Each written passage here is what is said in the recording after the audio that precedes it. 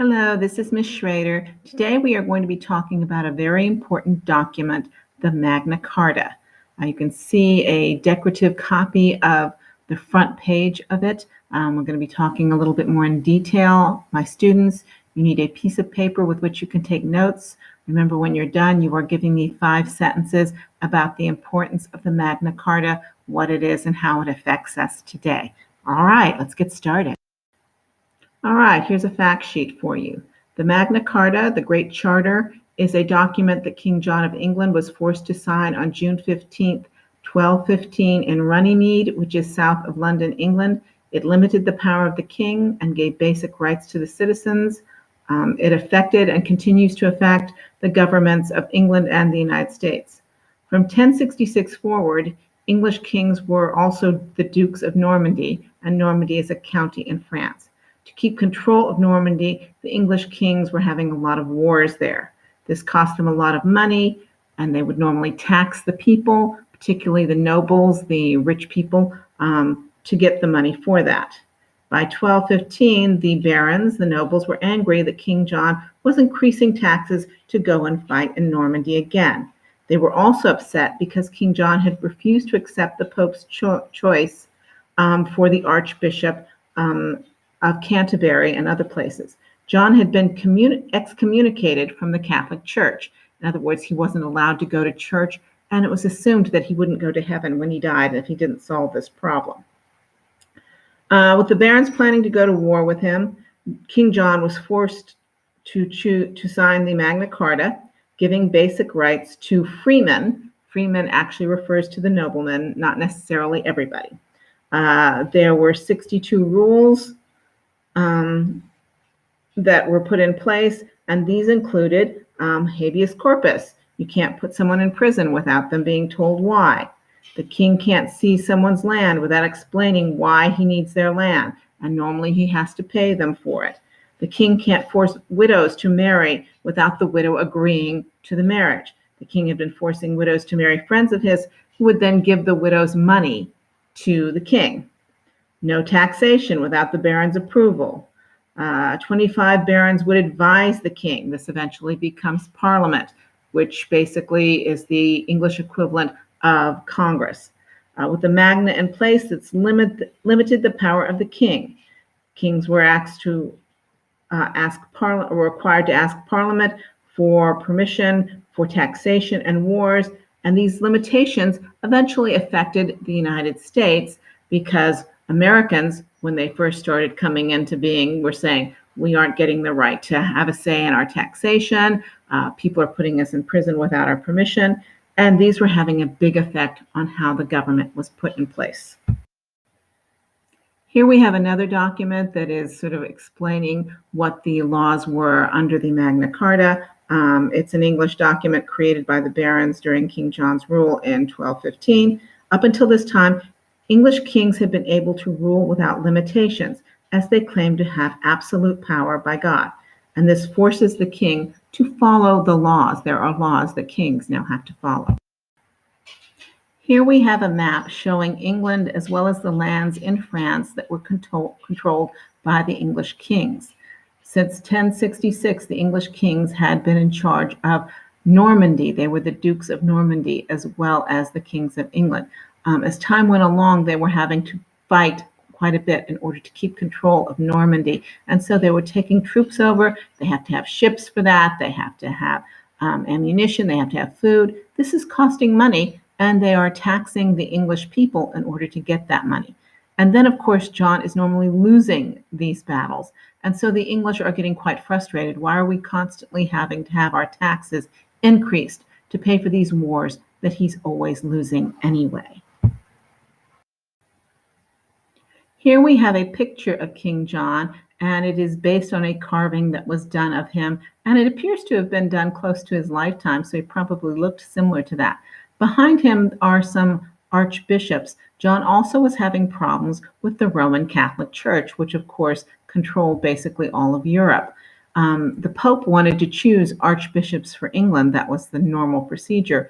John wanted to choose them himself from amongst his friends. At one point in 1209, John was actually excommunicated from the Roman Catholic Church. That means basically he is no longer on a good relationship with God. He will not be allowed to go into the church. He will not be allowed to take the Holy Communion. He will not be allowed to go to heaven if he dies. And people basically shouldn't listen to him anymore because of this. So this can be a very big deal. It happened a lot with kings and queens in the Middle Ages, and normally they and the popes could eventually resolve the issue. But John had this problem for a good long time. So the barons and the archbishops were basically planning to rise up in a rebellion against John. And because of that, he was forced into a position where he had to sign this document, which he signed at the place called Runnymede, which is south of London. I'm going to be showing you a picture of it later. There are 62 points to the Magna Carta. These include something very important. It's called habeas corpus. Habeas corpus basically means you can't arrest someone without telling them why. This had a big effect in England. He'd have somebody arrested and thrown in prison and just kept there and never told why, and no reason was given and nothing happened. In the modern era, once again, this is why it affects us today. You can't arrest someone without telling them why. Widows could not be forced to intermarry without their permission.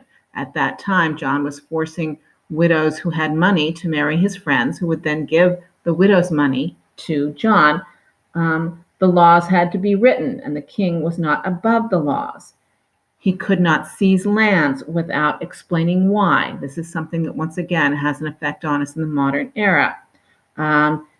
He couldn't tax the barons without their permission. Now, the barons, keep in mind, they're the nobles. This is not the common people. It's not having a big effect.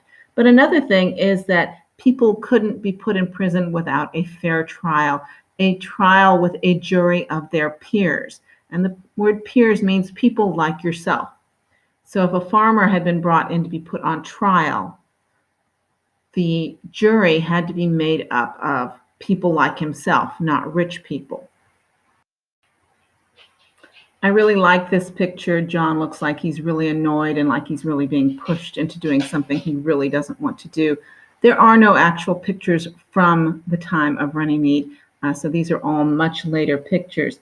But the effects of Magna Carta on the English government system continued for many, many years and continues today, actually. Eventually, they have something called the Glorious Revolution. Based on the Magna Carta, they are pointing out that kings have limits to their powers. Once again, in John's time, he thought that since he was chosen by God to be the king, he had all of the powers. He could do whatever he wanted. Magna Carta limits his powers, and he's not allowed to do anything he wants. Eventually, this comes forward into the period of colonial America, which you see here. Americans are arguing that they're not having a say in how their government is done. They're not having a say in their taxation. They're being arrested without being told why. And they're saying that since they are Englishmen, they want the rights of Englishmen. They want the rights that are guaranteed in Magna Carta.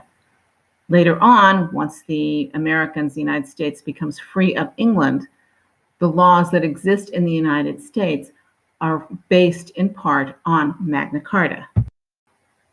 And here we even have a booklet talking about a writ of habeas corpus and what kind of rights people have when they're being arrested. Here we have a picture of what Runnymede looks like today. Remember, that's in the area south of London.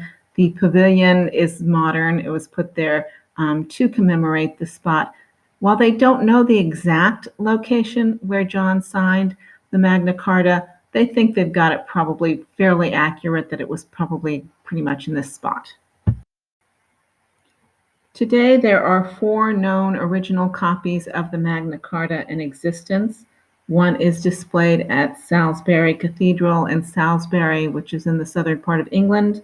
One is in Lincoln Castle in Lincoln County, England. One is in the British Library in London, and one actually is in the possession of the Smithsonian Institute in Washington, D.C. All right, my students, you should be giving me 5 sentences about the importance of the Magna Carta, how it affects us in the modern era. Remember, you want a strong introductory statement to tell me what you're going to be talking about. Thank you.